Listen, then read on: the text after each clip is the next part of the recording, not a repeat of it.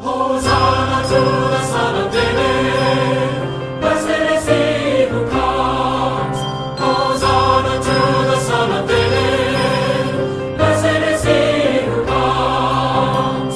Shout, shout, Hosanna, Hosanna in the highest.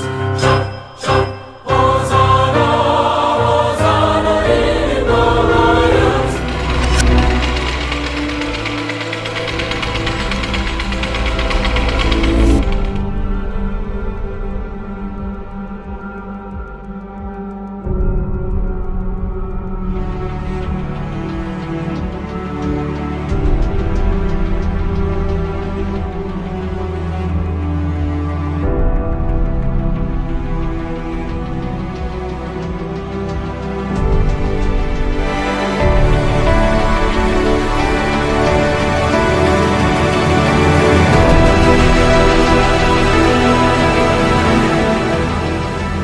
Tayo nga po ay nasa ikalawang araw na ng ating Triduo o tatlong araw na pagdiriwang ng ating katubusan.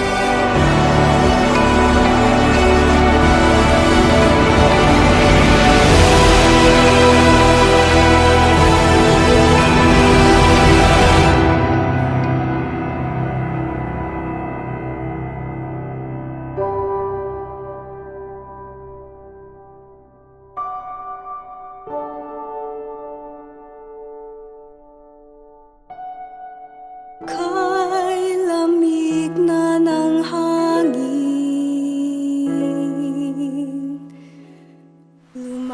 Sa ating seremonya ng pagpaparangal sa krus, yan sana ang dumapo sa ating isipan.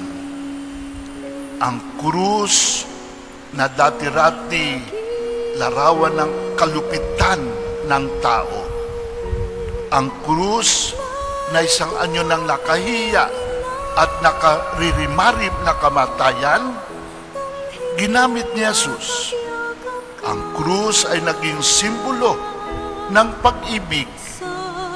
Ang krus ay naging sandata labang sa kasamaan.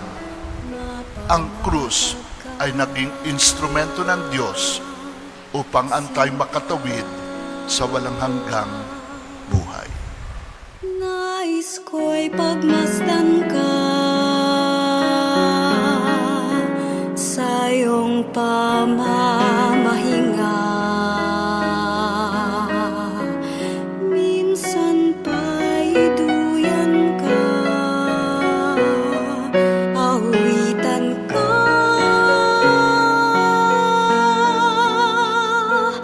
di ko man nababata.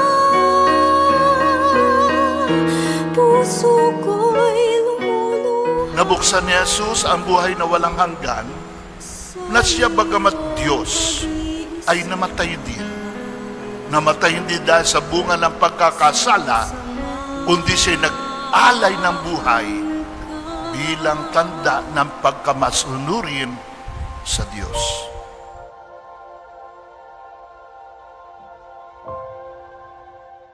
Tayo ngayon ay tumatawid mula sa kalungkutan, dulot ng paggunita natin sa mga hirap, sakit at kamatay ng Panginoon na kagabi ay tinuldukan natin sa pamamagitan ng prosesyon ng paglilibing.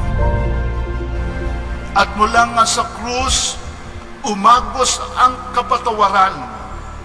Yan ang kapatawarang hatid ng Espiritu Santo sa bawat taong umaamin at nagsisisi. Ang binyag din ay pagkikilahok sa muling pagkabuhay ni Jesus.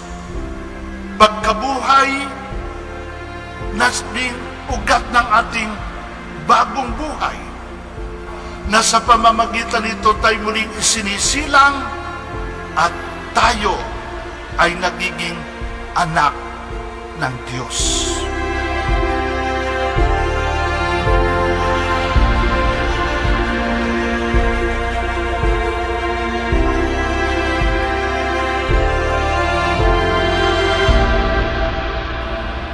Ganyang kahalaga ang muling pagkabuhay ng Panginoon. At taon-taon, yan ay pinagdiriwang natin ng buong saya at buong ringal, sapagkat ang pagdiriwang na ito'y higit pa sa isang paggunita.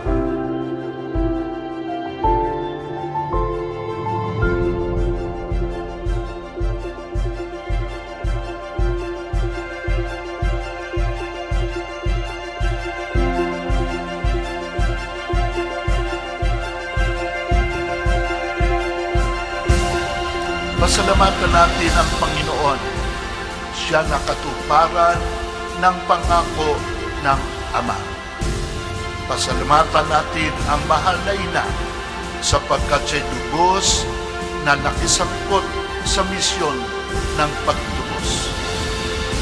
Pagdasal natin ang bawat isa na sa tulong na rin ng biyaya ng may kapal, mabuhay tayo bilang mga mabubuting anak ng Diyos. Tumatanggap kay Jesus, isinusuko ang sarili kay Jesus, at nasa kayong balang araw, ang muling pagkabuhay ng Panginoon ay muling pagkabuhay na atin din malalasap.